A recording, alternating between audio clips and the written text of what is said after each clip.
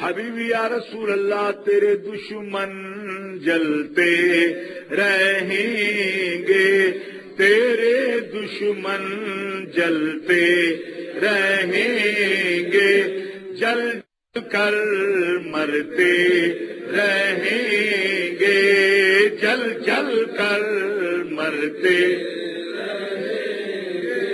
ہم صدا پڑھتے رہیں گے، ہم صدا پڑھتے رہیں گے، یا نبی سلام علیکہ، یا رسول سلام علیکہ۔ اس کی جو پوزیشن تھی وہ تو اس سے اوپر چڑھ گیا، اس کو ساغر رکھنے کے لیے کہ وہ ہم ساغرون، یہ تقاضا ہے قرآن مجید کا۔ اگر وہ ایسا جرم کرتا ہے اس جرم پر شرعی حد جو قتل کی ہے وہ مرتب ہوگی، تو پھر وہ ہم ساغرون کے تقاضے پورے ہوں گے۔ جو اکڑ کے چلے، توہین کرے اور اسے کچھ نہ سمجھے اور ایسا کرتا پھرے اور ایسی جو ہے وہ روش پیدا ہو جائے تو پھر ہم ساغرون کا تقاضا ہی پورا نہیں ہوتا۔ اس واسطے قرآن مجید کی نصوص قطعیہ ان کو پیش نظر رکھتے ہوئے ہمیں یہ اپنے ایمان کو ہر چیز پہ مقدم رکھنا ہے اور اللہ تعالیٰ کے اس حکم کی طرف مزید متوجہ ہونا ہے۔ سورہ احزاب کے اندر اللہ کا فرمان ہے، آیت نمبر 57، ان الذین یؤذون اللہ ورسولہ لعنہم اللہ فی الدنیا والآخرہ واعد لہم عذابا مہینا۔ بے شک وہ لوگ جو اذیت دیتے ہیں اللہ کو اور اللہ کے رسول صلی اللہ علیہ وسلم کو، لعنہم اللہ، اللہ نے ان پر لعنت کی ہے، فی الدنیا والآخرہ، دنیا میں بھی اور آخرت میں بھی، واعد لہم عذابا مہینا، اور رب نے ان کے لیے مہین عذاب تیار کیا ہے۔ اگرچہ جہنم میں مومن بھی جا سکتا ہے اپنے کسی عمل کی وجہ سے جو اس نے کوئی غلطی کی، لیکن اس کے لیے جو عذاب ہے وہ عذاب مہین نہیں ہوتا۔ یہ گستاخ رسول اس درجے کا کافر ہے جو ابدی دائمی خلود فی النار کا کافر ہے، جس کے لیے رب ذوالجلال نے عذاب مہین کا اعلان کیا ہے۔ جب اس کے لیے اللہ کی کتاب یہ فیصلہ کر رہی ہے، ہم کہاں سے ڈھونڈ کے لائیں اس کے لیے نرمی، اور کہاں سے ڈھونڈ کے لائیں اس کے لیے چھٹی، اور اس کے لیے کوئی ایسی معافی۔ خالق کائنات جل جلالہ پاک ہے اس سے کہ اس کو کوئی اذیت دے، لیکن نبی علیہ السلام سے تعلق کیسا ہے رب ذوالجلال واضح کر رہا ہے۔ جو ان کو اذیت دے وہ میری اذیت ہے معاذ اللہ، وہ بہت بڑا مجرم ہے جو ان کی طرف کسی نازیبا بات کو منسوب کرتا ہے۔ اس بنیاد پر رب ذوالجلال نے حکم دیا ان کے لیے عذاب مہین ہے۔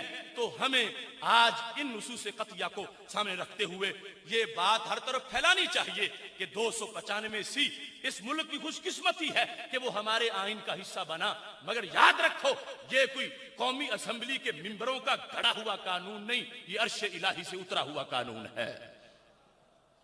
اب یہاں پر اس چیز کو بھی ذہن میں رکھنا، عزا کا ذکر کیا گیا، یؤذون، عزا کیا ہوتی ہے؟ مواہب لدنیہ جلد نمبر 2 صفحہ نمبر 283 پر اس کا ذکر کیا گیا، والشر الخفیف فإن زاد کان ضررا۔ اذیت کہتے ہیں خفیف ہلکے سے شر کو، جو بڑے تو پھر ضرر بن جاتا، معمولی سا شر اس کو عزا کہا گیا۔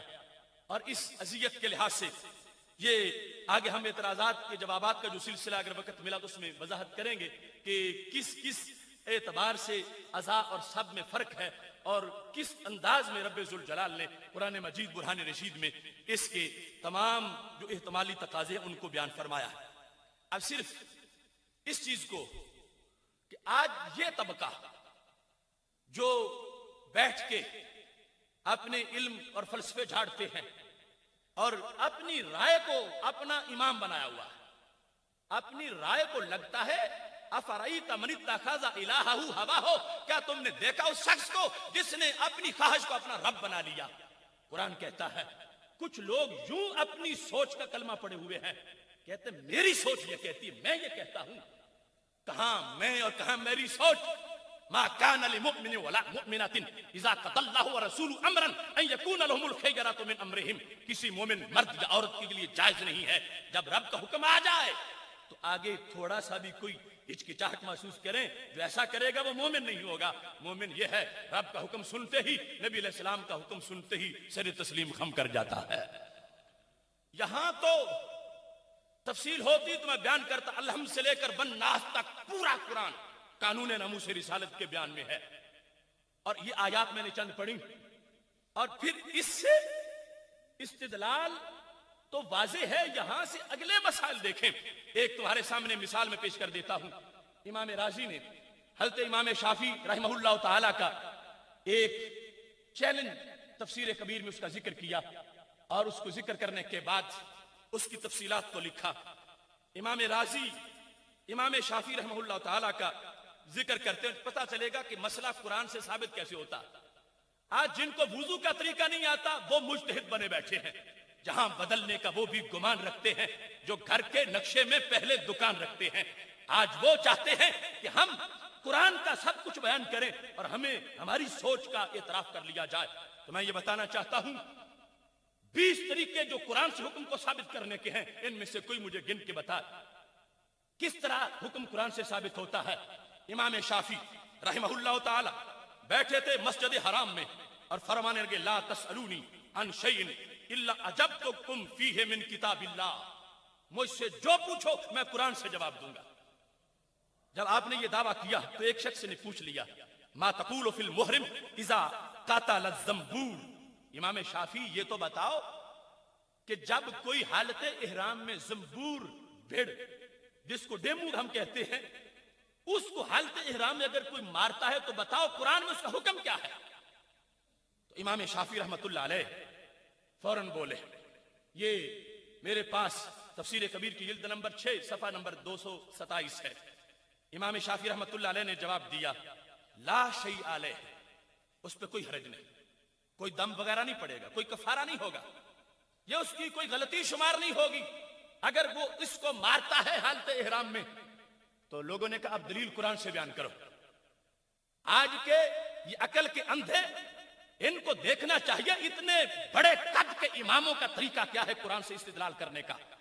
اب امام شافعی کا دعویٰ ہے میں ثابت کرتا ہوں قرآن سے کہ حالت احرام میں اگر کسی نے زنبور کو مارا تو اس پر کوئی حرج نہیں ہے. تو طریقہ کیا تھا امام شافعی رحمۃ اللہ علیہ کا؟ پوچھا گیا این ھذا فی کتاب اللہ، امام بتاؤ قرآن میں یہ کہاں ہے؟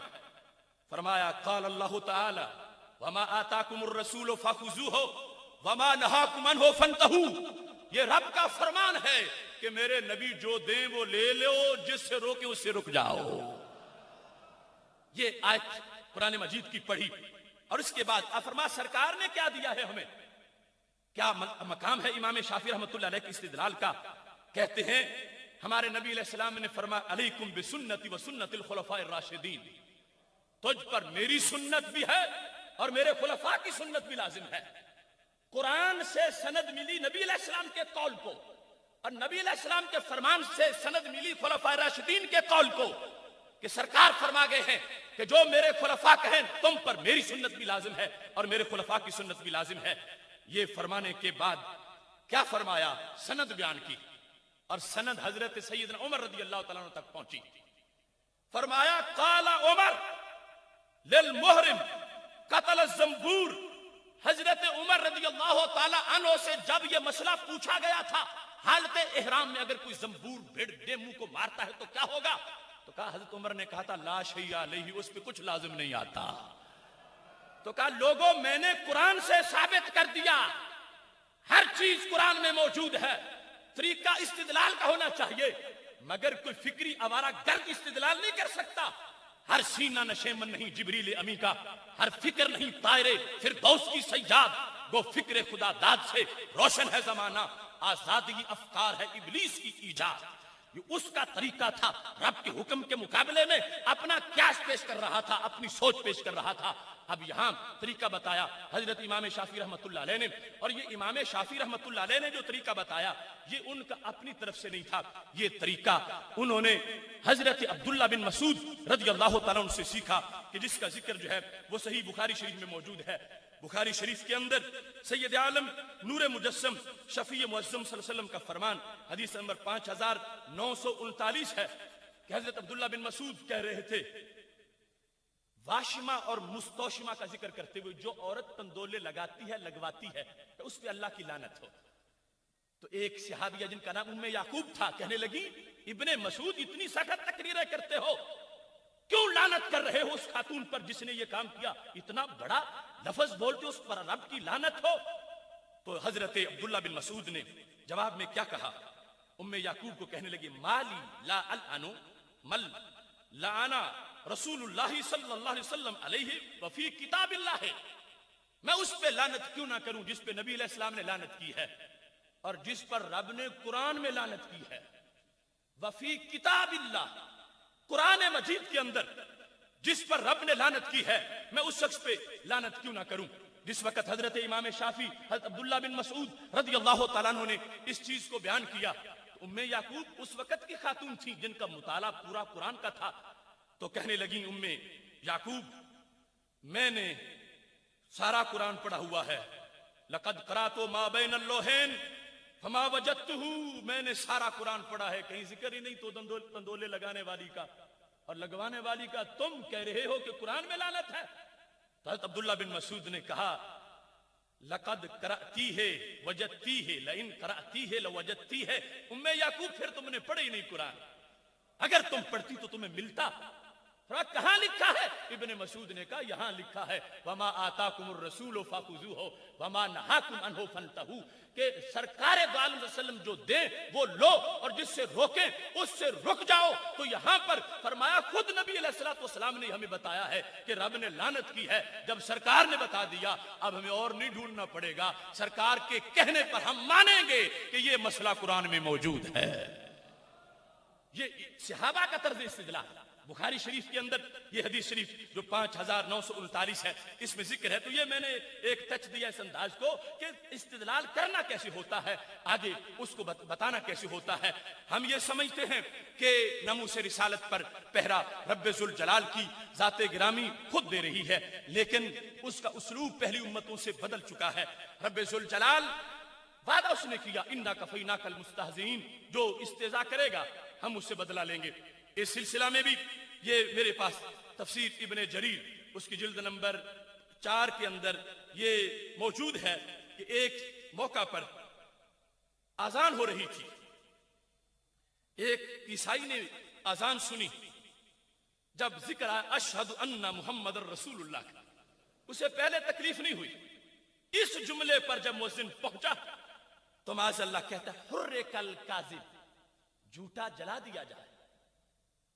جہاں تم کو یہ کہتے ہو قرۃ عینی بک یا رسول اللہ صلی اللہ علیہ وسلم، میری آنکھ ٹھنڈی ہوگی محبوب تمہارا نام سن کے، جب لوگ پڑھتے ہو قرۃ عینی بک یا رسول اللہ صلی اللہ علیہ وسلم، اب وہ بدبخت عیسائی یہ شروع سے سمجھتے ہیں کہ اصل اپوزیشن سرکار کی ذات ہے ہماری معاذ اللہ، تو کہتے جب اشہد ان محمد رسول اللہ کا ذکر ہوا تو کہتا حرک الکاذب، جھوٹے کو جلا دیا جائے۔ غصے سے بھرا ہوا تھا بدبخت، ایسا بولا تو نتیجہ کیا نکلا؟ وہ رات کا وقت تھا، داخلت خادمت ذات لیلۃ من اللیالی بنار وہو نائم، سویا ہوا تھا، اس کی لونڈی آگ لے کے گزری، فسقطت شرارہ، ایک انگارہ گر گیا، فاحرقت البیت، فاحرقت البیت، اس شرارے نے احرقت، سارا گھر جلا دیا، فاحترق ہوا واہلو، خود ہی نہیں گھر والے بھی سارے جل گئے۔ تو ایسا خود ہوتا ہے، اللہ ایسا کر دیتا ہے، مگر یہ اس امت کا قانون پہلی امتوں سے مختلف ہے۔ وہاں جب بھی توہین رسالت ہوئی لوگ بندر بن گئے، خنزیر بن گئے، بستیاں الٹ گئیں، دھنس گئے، آگ آ گئی، ایسا ہوتا رہا۔ لیکن ادھر مدینہ مکہ شریف میں ہمارے محبوب علیہ السلام نماز پڑھ رہے ہیں، قریش مکہ نے بڑی نازیبہ حرکت کی، گستاخی کی، اور بیٹھے تھے کعبۃ اللہ کے پاس، ہنستے جا رہے تھے، نہ عذاب اترا، نہ بندر بنے، نہ خنزیر بنے، نہ دھنسی وہاں کی جگہ۔ تو کیا اللہ کی قدرت میں کوئی کمی آ گئی تھی؟ نہیں، اس کی قدرتیں پہلے بھی کامل تھیں،